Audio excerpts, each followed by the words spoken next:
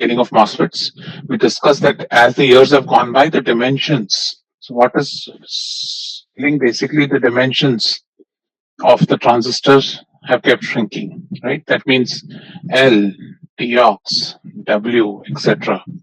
have all been reduced as you progress in time. And so because of that, what happens is your simple model, which we had for our transistor, begins to fall apart, right? So our standard, so basically now we're seeing the point where square law doesn't work. So we'll look at is not an accurate model. So again, in this class, we won't worry about anything beyond the square law. I don't think any classes in BITS will actually do more than square law. But in reality, what's in the real world is completely not matched to what you're learning right now. So what you're going to learn today is some of the effects which are included in the real MOSFETs. Okay, so we look at a couple of, I mean, these do not include all the effects that happen as things scale down, but I'll look at 5 of them. High field, leakage, Dibble, hot care effects, and then gate leakage. Okay, so let's first start with high field effects. So now let's think about a transistor, right? A MOS transistor.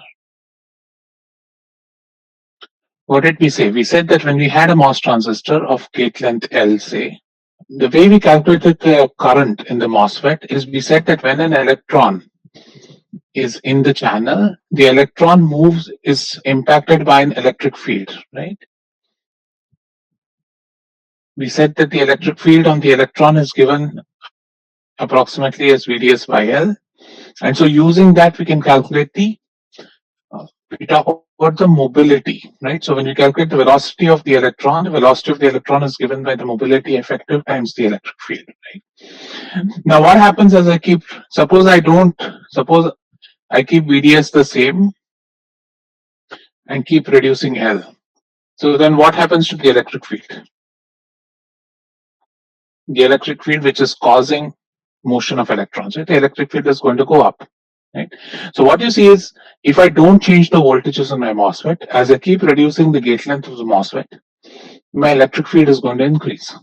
Now what do we know about, what can you say about the mobility of the carriers as a function of the electric field? Is that, what kind of a curve is this? Right? From your second or third chapter, you remember that the mobility, we talk about low field mobility. Whenever we talk about this, this is defined as the low field mobility. So this relationship that the velocity of the electron is proportional to the electric field on the electron is valid for low electric fields. As your electric field increases, your velocity eventually becomes Vsat, right? So if you think about mobility, mobility is the slope of this graph. And what we see is V is equal to mu E in the low regions of electric field. Now, as you go to high and high regions, it basically becomes Vsat. So now when you think about the MOSFET, suppose you think of a case where L is small enough such that, remember, and this was called the critical field of the material, right? Such that the electric field is greater than the critical field of the material. In that case, what is the velocity of the electrons? So then the velocity of the electrons becomes Vsat, right? So what that means is that you would have expected an velocity somewhere here, right? If you assume this linear relationship of velocity versus electric field, in reality you should have assumed this velocity here, which means that you've got a much higher current, but in fact the current is reduced. So what you see is, as you keep reducing the gate length of the channel, you don't get all the benefit of the higher electric field, right? One of the reasons we looked at why we want to scale is because we want to get a higher current. Now what we see is that the higher current is not always possible because of the fact that velocity saturates. So in the saturated regime, so in the saturated velocity regime, right, what is the extreme value of current? The extreme value of current IDS is given by W times Cox times Vg minus Vt. Remember, this is the total charge in the channel times Vsat. So what you see here is that IDS is independent of length, right? So in this, which is the limiting case at high field, when the carrier motion is completely dominated by saturation velocity, If the field on the carriers is much higher than the critical field, then what you see is essentially IDS becomes linear to Vg minus Vt, right? And your square law again, IDS was proportional to Vg minus Vt the whole squared, right? So what you see here again is the reason why today, as I told you, we use therefore the power law. Whenever we talk about uh, MOSFETs nowadays, we always use the power law of the MOSFET, which says that IDS is proportional to some Vg minus Vt to the power alpha, and this alpha is between 1 and 2. The smaller you make the transistor, the closer it gets to 1, right? So we looked at one effect last class about the mobility. That is, at high gate voltages, the mobility, because of the impact of the high gate voltage, you have more interaction of the electron with the surface, causing its mobility to drop, right? So that is one effect because of high electric field and the high vertical electric field. Now here, because the high transverse electric field, that is the high electric field in the drain to source direction, you also see a reduction in current. So again, what you're seeing here is that the expectation of current is not true. So as you keep scaling transistors, you can't simply in a very dumb fashion just reduce the sizes and hope things are better. So you have to engineer the device again, right? So a large amount of money is spent in re-engineering the device so that you get a higher current for the same or for the reduced dimension, right?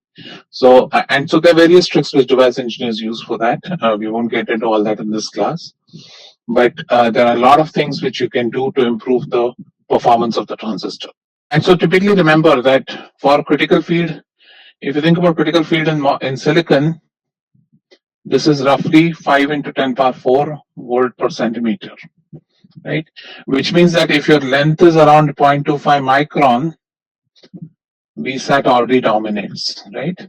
So keep in mind that again in the exam and all that, don't worry about this, but keep in mind that real MOSFETs today, if you look at the gate length of a MOSFET, it's roughly 25 nanometers. So if you look at a 14 nanometer MOSFET or 7 nanometer MOSFET, which is in the latest iPhone, it has a gate length of around 24 to 25 nanometers. So it's roughly 100 times, it's roughly 100 times smaller than this, right? So again, high field effects will be very prominent there, but for this class, for this course, we'll keep it as a square law. But keep in mind this is happening. All right. The second thing which happens is what is known as sub-threshold characteristics. So what did we assume initially? When we built the model, suppose I plot IDS as a function of VGS. Right? How does this graph look like? These are the transfer characteristics of the transistor. So how does this graph look like? Till Vt the current is 0 and it exponentially rises after that. Not exponentially, it is square law, no? So it goes a square law and then eventually becomes linear once it goes in linear region, right? So now this assumption, right? We made this very big and wrong assumption that IDS is 0 when VGS is less than VT, right? So this is an assumption we made. This is the model. But in reality, what happens? Let's look at the MOSFET. Suppose I've applied a drain voltage. So let's say I've applied a drain voltage of 5 volts. And let's say I've applied a gate voltage of 5 volts. Let's say right now, and let's assume VT is 1 volt, right? So let's assume that initially my VG is 0 and I've applied a voltage of 5 volt at the drain. If I measure the IDS at this terminal, what is the IDS according to you guys? Is IDS 0 or will IDS have some finite value?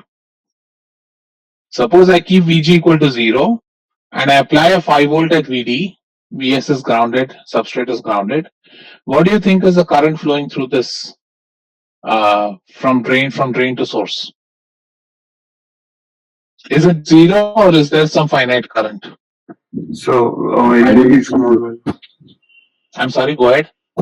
Sir, it will be a very small and negligibly small value. But what is that current? What is it determined by? The minority. Can you calculate the current? If I gave you the structure of the transistor, can you calculate that current for me? What data would you need from me to calculate that current? What does this look like? Right? This is the model. It's two back-to-back connected diodes, right? If I connect from drain to source. So the current when VG is equal to 0 is going to be very small current limited by the reverse bias leakage of the diode, right? Now let's also think about the case. Now remember, in this case, what we're assuming essentially that this is a depletion region, majority region, and then depletion region. Now let's look at the channel. So what you see essentially is, in reality, IDS is not zero, but some small value.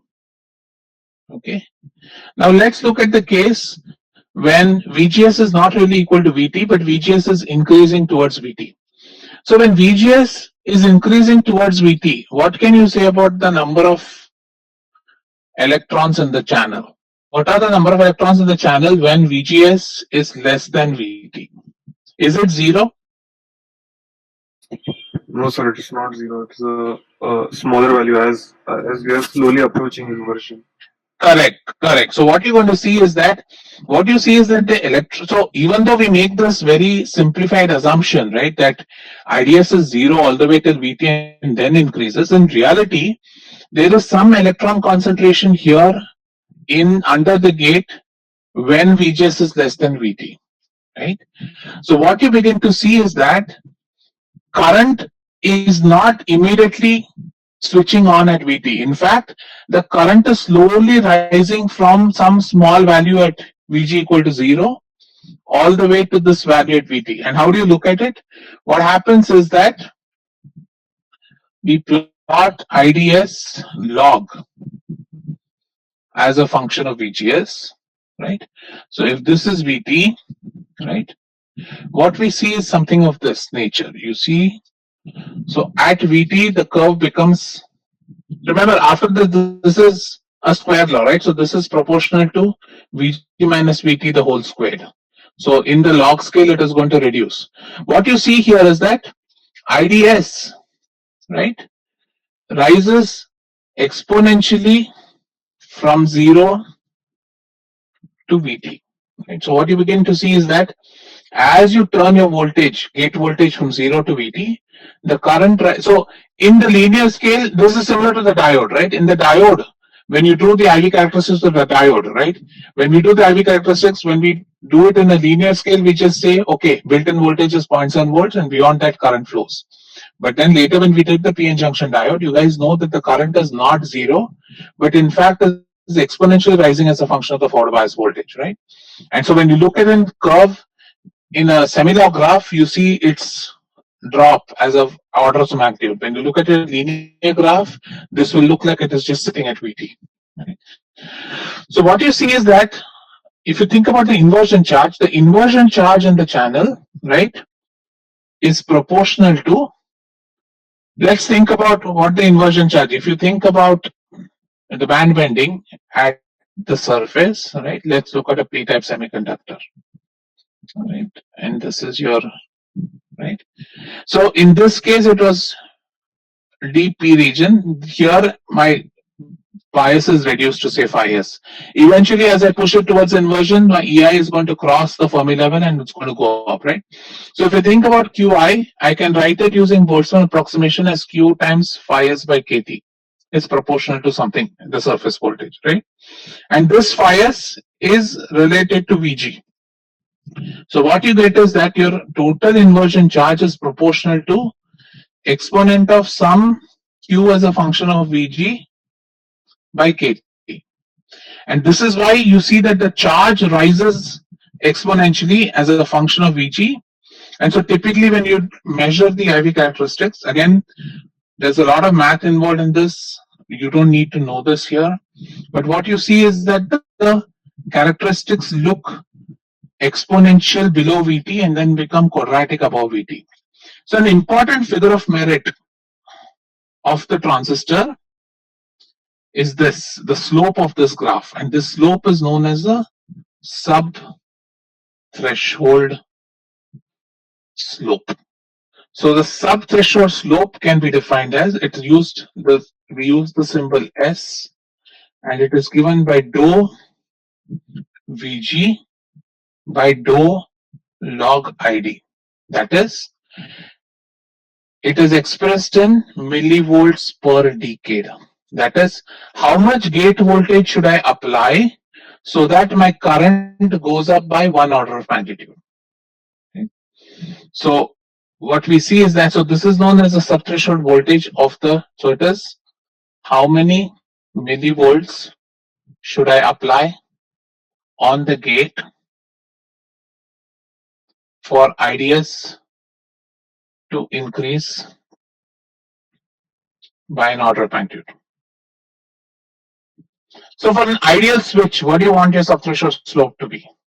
Let's go back to this graph. If you want to design an ideal switch, what do you want your subthreshold slope to be? 0. 0. 0, right? As small as possible. So for an ideal switch, right? For an ideal switch, which is what we use MOSFETs in digital devices, in digital design, for an ideal MOS, you want S to be 0 or as close to 0 as possible. Now, unfortunately, S is limited by, if you go back here and see, there is a KT by Q term here. So when you take the exponent of that, a KT by Q term comes here. And log of KT by, so what is normally seen is that when we look at MOSFETs, the ideal value of subthreshold slope works out to be 60 millivolts per decade. And this is purely because of the thermal nature of MOS, right? Because everything is defined by KT by Q. This is 2.3 log KT by Q gives you this number.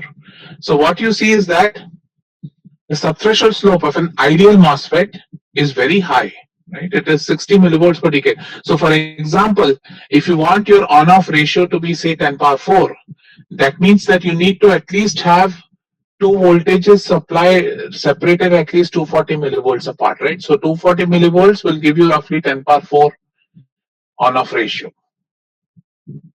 Right?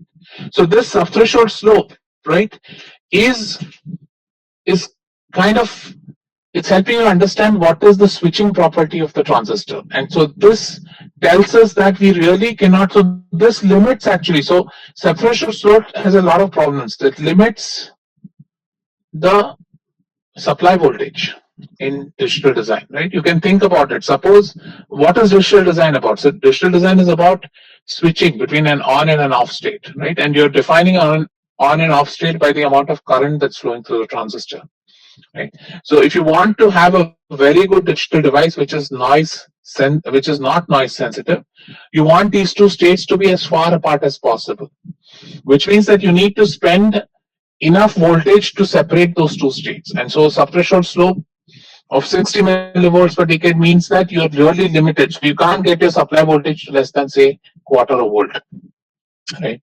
And if you look at today's transistors, the best transistors today have subthreshold slope roughly in the range of 70 to 80. And this is because of moving to FinFETs.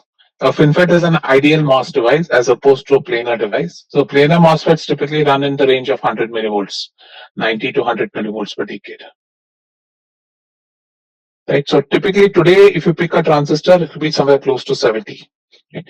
So again, keep this in mind because this now limits how quickly you can switch the current, right? So in the sense that it tells you that if you want to switch the MOSFET, you need to spend some time, you need to spend some work, some voltage needs to be spent on the MOSFET so as to switch from on to off. It is not instantaneous and it will never be instantaneous, right? So this is one of the big drawbacks of transistors, one of the big drawbacks of how to reduce supply voltage. So anytime we do design, we are limited in reductions, and supply voltage is important, right? Because supply voltage directly impacts power. And so basically this really impacts what is the power consumed in the device. You cannot, in the chip, you cannot really go below 60 millivolt per decade. So this really impacts how you can scale the transistor. The third thing we talk about is, generally, we talk about drain-induced barrier lowering. So, yeah. Sir, in the previous slide, so sir, in this states, even in the off state, we are not exactly using it as a switch. Like even if it is off, it has some current. So like how it can be used as a switch when it has. No, it is going to have some current. So you're going to say this, right? Suppose you're using this MOSFET as a switch, right?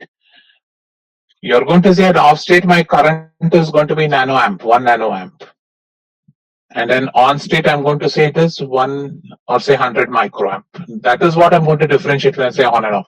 Off will never be zero, on will never be infinite current, right? It's always going to have some current. It's the relative difference of these two that you will say defines the two states. So even when we talk about MOS transistors, we always talk about leakage power, right? So whenever we design a circuit, even though it is not, you're not really flowing any current through it, just because you've connected supply voltage to the circuit, there is a small amount of current flowing through, right? So even if you don't use your chip, it is going to leak power. That's generally defined as leakage power. So when you want to get two states, you have to think about only two levels of current. There is never going to be a case where you get zero current. You'll get zero current when you switch off the voltage. So let's talk about the third aspect, which is known as drain-induced barrier lowering, right? So this again impacts the VT of the transistor. So far when I've told you VT, when we have looked at VT of the transistor, is VT a function of L? So far as you know, what happens if so this is my length of the transistor, right? So if I were to ask you, plot VT, I changed L for different transistors and I ask you to plot VT, how would this plot look like so far, based on what you know so far? So it will be a linear function of L, increasing. It will be linear function of L? VT. Why should VT change as a function of L? So since, okay, sir. I was confusing it with the width of the oxide layer.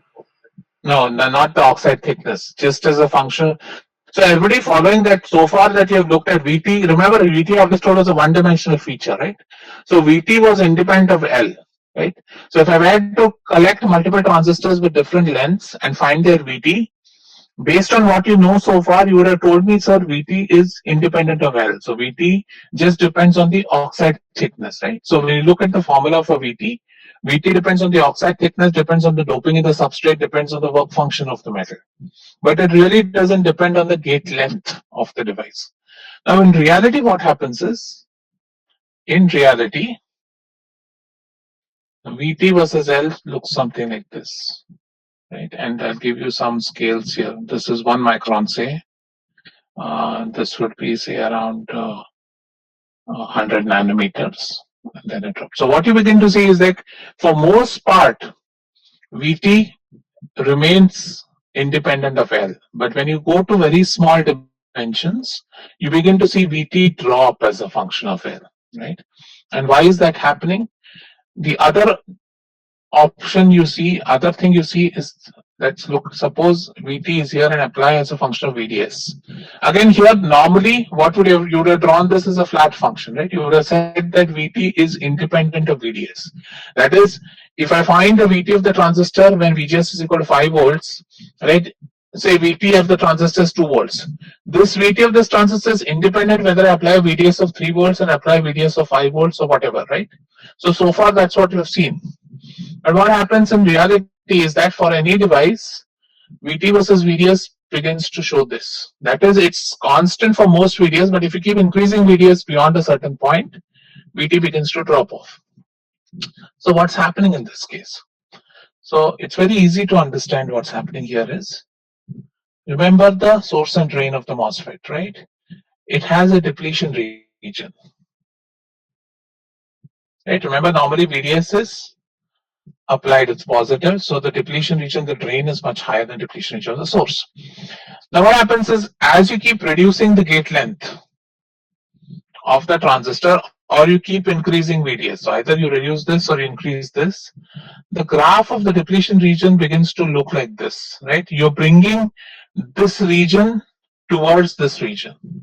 So eventually what happens is that the depletion region at the source gets controlled by the depletion region, by the voltage at the drain. So if you look at this long channel device, right, we assumed the depletion region at the source is completely controlled by VGS, right? And that's how we derived all the formulae. Now what happens is if you reduce the gate length of the transistor or if you increase VDS a lot, then you're basically widening this depletion region from the drain, right? And eventually this depletion region will keep increasing so much that it will start pulling the depletion region of the source down also.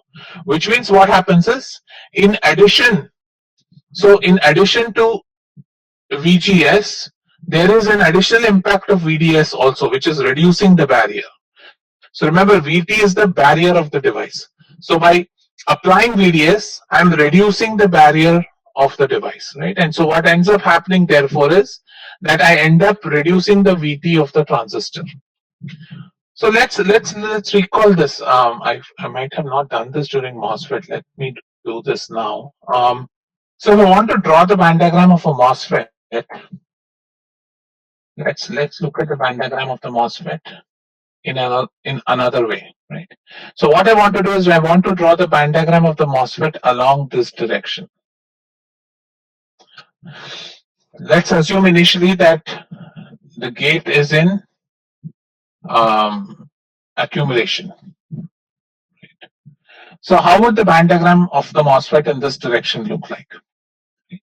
Let's assume VDS is 0. So if VDS is 0 and VS is 0, there is no current and there's no drift current flowing, so the Fermi level will be a constant. So now remember, how does EC look?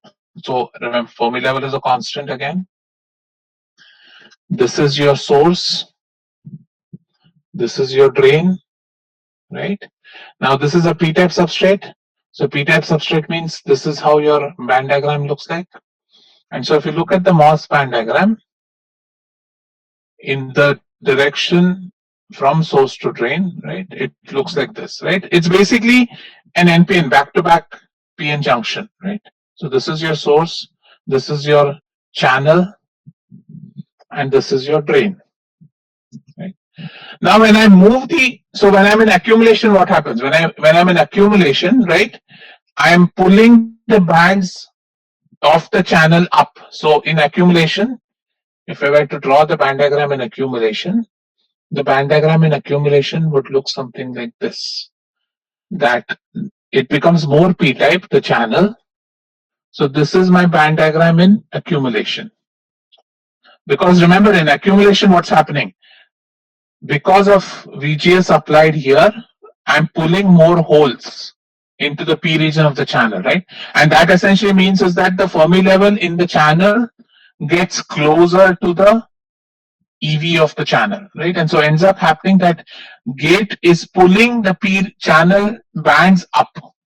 Now on the other hand, if I invert the channel, what will happen? If I invert the channel, I'm basically going to pull these bands down, right? I'm going to pull these bands down because I'm going to make them N-type. So if I draw the band diagram as a function of in inversion, it is going to look like this. I'm going to reduce the barrier because I'm making it N-type. So this is an inversion.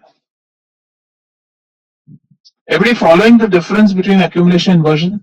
The accumulation and inversion are being caused by the gate voltage I'm applying, right? And that controls the electrons and holes that are present in the P region, right? Now, if I've assumed a case when VDS is 0, right, the band should be flat because there's no feed in this direction. And so what the gate does is the gate essentially moves the bands in the channel up or down, right? And so what you see is basically by the gate, the other way to think about the MOSFET is gate is controlling the barrier between source and drain, right? So by applying a gate voltage, you can control. So when you are in accumulation, right, you have electrons here. Now suppose I apply a small positive voltage to VDS, right? A small positive voltage to VDS means that I will bring these drain bands down. So there is a net field this way. But because there is a high barrier when things are in accumulation, it's very hard for an electron in the source to jump over this barrier and then come to the drain, right? However, in inversion, remember, electrons are distributed in a thermal fashion in the conduction band, right? So in inversion, because my barrier is very small, electrons can find their way on top of this and eventually drift and come to the drain. So that's another way to understand the MOSFET operation, is that the MOS gate controls the barrier height. So what we say here is that the gate is controlling the barrier height between the source and drain, right? And so if I now look at a MOS band diagram when I've applied VDS, right, then the band diagram should look something like this. When it is a, right, when I have a large barrier, right, when I've applied VDS, and then if I reduce the barrier, when it's in inversion, it would look something like this, right? Are you following these band diagrams? I'm looking at the band diagram. Previously, we looked at the band diagram in this direction. Now I'm looking at the band diagram from the source to the drain to understand what. So there's another way to understand what the MOS is doing. Right? The gate is controlling the barrier for electron movement between source and drain. Right? And so by biasing the gate either in accumulation or inversion, I can control the barrier, and hence I can control the motion of source and electrons from source to drain. Now in this ideal MOSFET, this barrier is controlled purely by the gate, right? So we say gate is the only one which is controlling the barrier. So this is a well-designed MOSFET. On the other hand, when we start seeing dibble, when we see smart channel effects, what happens is, because of this large bias at VDS, now you can think of a case when I bring this drain closer, then what's going to happen is this field is going to start reducing the barrier here. So that is what is known as drain-induced barrier lowering. Right? So because of drain-induced barrier lowering, what happens is it looks as if the barrier is reduced, but that reduction of barrier is not happening because of the gate, but happening because of the drain. Right? And so hence the drain is artificially changing the VT of the device. And so therefore what happens is, when you see the VT as a function of length for a given drain voltage, or if you see VT as a function of VDS for a given length, you see that as you increase the impact of the drain, you reduce the barrier for electron flow from the source to the drain. Okay. So what this means is that you have to be aware of this. If, for example, suppose you're using IDS as half mu and Cox W by L, Vg minus Vt the whole square, right? So in this case, what do? We assume basically, if you look at your IDVD graph, your IDVD graph you're assuming is this, right? That is, VDS does not impact ID once I'm in saturation. But as I keep increasing VDS to a large point, there is a problem that VT might reduce. And so VT reduces, this will further cause, in addition to channel length modulation, there'll be another impact of this. So what's going to happen is your IDS no longer is, constant.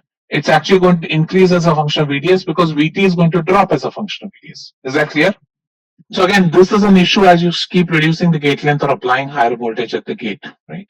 So again, keep in mind that whenever you design a device, right, you have to be very careful about what are your maximum voltages, because before you start designing a device, that's why I said you have to understand circuit design, you have to understand device design, because what you're doing in circuit design will impact how you should design the device, and how you've designed the device will impact how you will use the device eventually. So there's a lot of back and forth when you have to plan a circuit. If you have the flexibility to choose a device, then you work with the device engineer and ensure that you get the right device for your particular circuit needs. Excuse me. So So why is the Fermi level considered to be constant when we change the VGS? Because I'm looking at it in this direction, right? And in this direction, there is no current flowing, right? Suppose VDS is 0, there is no current flowing in this direction. So I can say that in this direction, all the electron holes should have exchanged themselves in such a way that the Fermi level is a constant, right? Because there is no current flow in the device. So it's in quasi-equilibrium. So, but there will be a field in the vertical direction, right? There'll be a field, but will there be a current?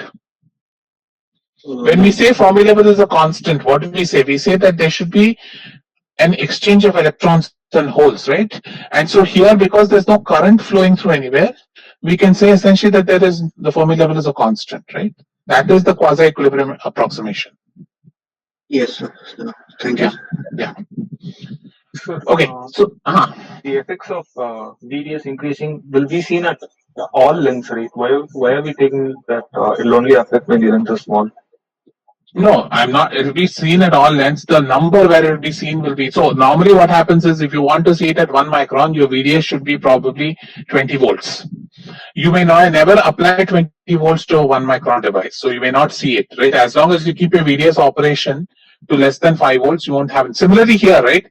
If you keep your smallest length to be greater than 100 nanometers, you won't see this impact. This will come in only when you've reduced the length much smaller, or if you increase the VDS much larger.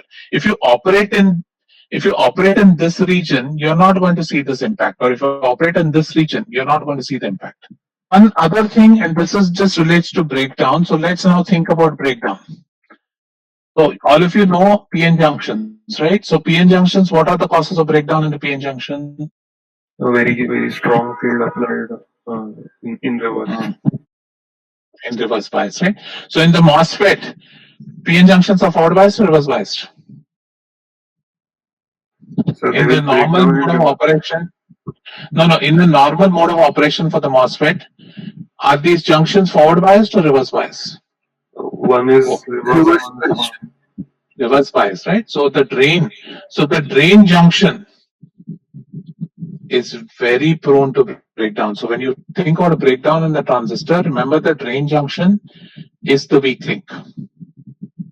So the drain junction will break down first because it is a reverse bias junction. Additionally, let's think about the case when VGS and VDS are applied, right? So when VGS and VDS are applied, what did we say about this region? This region will have a very high electric field, right? Because it becomes a combination of the electric field because of VGS and an electric field because of VDS, right? And so what happens is that even though you would have designed the diode in such a way that the maximum field here is not that high, you have to always keep in mind what's happening in this region, right? This region is the region of maximum electric field in the MOSFET, right? Remember, when I told you in diodes, when you want to look at the reliability of a device, you want to see where is the maximum what is the maximum electric field and where is it present in the device, right? So in the PN junction, because it's a 1D device, it's very easy to understand. It was in the depletion region. Now in the MOSFET, because it's a 2D device, the maximum electric field is actually in this pillbox region, which is at the corner of the gate and drain. So this is your principal region where breakdown will occur, right? And when breakdown occurs, same thing will happen. What's going to happen is that you're going to create electron hole pairs. These electron hole pairs are going to further create more electron hole pairs. And so essentially what happens is if you look at the IV relationship of the diode, of the transistor, it would look something like this and eventually break down. So as you increase your VGS, right, you're going to see breakdown come in earlier, right, because the field goes up, right? So for a smaller VGS, breakdown will come in at a higher VDS. But as you keep increasing your VGS, the breakdown is going to come in closer. And when breakdown occurs, what essentially happens is you lose control of IDS. Right? IDS increases linearly with respect to VDS. And so that essentially means that you've lost control of IDS, so your transistor breaks down. Again, remember, like all things, this is reversible. This is not an irreversible breakdown. Irreversibility happens because, say, if you take a MOSFET, you would have connected this through some pins to outside. Right? It's these pins. So if you're using solder or something, or if you're using aluminum or some metal, when a lot of current flows through these contacts can burn up. Or these contacts, what you have when you have high current flowing through contacts is two things can happen, either burnout or electromigration. That is, because of the high current, there's a high flux. The flux gets transmitted to the metal atoms, and the metal atoms move when there's a lot of current flowing through the wire. And so in that case, what happens is the aluminum here starts getting eroded. And so this contact, which is supposed to be a short, eventually becomes an open. So that's when it becomes an irreversible breakdown, right? So intrinsically, the semiconductor will recover once the breakdown occurs, because it's a matter of electrons and holes. So once you reduce the voltages, semiconductor is fine. Many times this is a problem because it's what you've connected outside the MOSFET is the problem, and that limits the lifetime of the MOSFET. So again, when you design MOSFETs for power applications, so remember MOSFETs are not only used in microelectronic circuits, we also use MOSFETs and MOS-based devices for power electronics. So you'll see there we'll use wide bandgap semiconductors. There our contacts will be much more reliable. We'll have higher current rating for those contacts, etc. Right? So again, keep in mind, like the diode, remember diode breakdown is also reversible. The only thing you need to keep in mind is that the diode contacts or the LEDs that you have coming out of the diode, those should be able to sustain the high current that is flowing. And normally they have a current rating. So as long as your current through the device is less than the current rating, you're good. The minute you go over the current rating of that particular material, that's when you're going to have irreversible damage to your circuit. Okay. And the last thing I want to talk to you about, and this is gate leakage. So again, remember when we looked at MOS caps, right? We essentially assumed that, what did I say IG was? IG was equal to 0, right? Because we said the oxide is very thick or high, has a large band gap, right?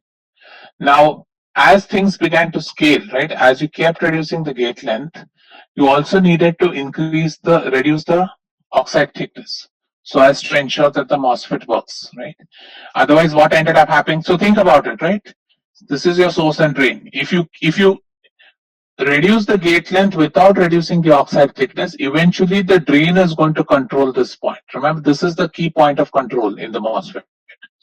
So if you reduce the gate length without reducing the oxide capacitance, without increasing the oxide capacitance, what happens is that the drain begins to control this point. So whenever you reduce the length of the device, you have to also reduce the oxide thickness, or in other words, increase the capacitance, oxide capacitance of the device. Okay? So what people went doing was, you started with 10 nanometer oxide, and then you kept scaling 10 nanometer silicon dioxide all the way down to 1 nanometer silicon dioxide. Now, what happens in 1 nanometer silicon dioxide is that quantum mechanical tunneling happens. So when quantum mechanical tunneling happens, your IG increases. So what happened is that, so if I plot IG as a function of the oxide thickness, you see that it's roughly constant, slightly increases. Remember, there's a rating for the IG. So it goes up, and eventually as you go, so this is 1 by diox. Eventually it will shoot up at some point, right? So that is the point where we were 20 years ago with silicon dioxide. And so MOSFET technology today moved into what is known as high K dielectrics. So we use high K dielectrics today in the MOSFET. And what is high K? High K, the name suggests, is that it has a higher dielectric constant. So today's MOSFETs use hafnium dioxide. And the hafnium dioxide roughly has a dielectric constant of around 16, right? Whereas SiO2 has a constant of 3.9, right? So which means that roughly, if I use the same thickness of material, then my capacitance of hafnium dioxide is going to be roughly 4 times the capacitance of my oxide, right? Which means that I can get the same oxide capacitance as 1 nanometer SiO2 with 4 nanometers or quarter nanometer of hafnium dioxide. So if I want the same capacitance as 1 nanometer of SiO2, how many nanometers of hafnium dioxide should I use? Anybody? So I want to generate a capacitor with 1 nanometer of SiO2. What is the thickness of hafnium dioxide I need to use if I want to keep the capacitance a constant? Come on, it's simple. It's basically this. Huh? Can you please repeat? The 0.25 nanometers. So what is capacitance? Capacitance is given by epsilon ox by T ox, right? So if I'm saying that, and similarly CHFO2 is given by epsilon HFO2 by THFO2. So if I want the same capacitance, right, if my T ox is 1 nanometer, what is my HFO2 thickness? 4 nanometers, right? If K is 4 times, then I can get 4 times thicker hafnium dioxide for the same capacitance, right? Yes, sir. So this is essentially what we use today. So today, because of the fact, see, quantum mechanical tunneling is a physical problem. It happens whenever we have dielectrics less than 1 nanometer. So what we do is we reduce the electrical thickness of the dielectric. So we sometimes call this as the electrical thickness, or sometimes referred to as the equivalent oxide thickness. Right? So we say that 4 nanometers of hafnium dioxide is equivalent to 1 nanometer. It is 1 nanometer EOT.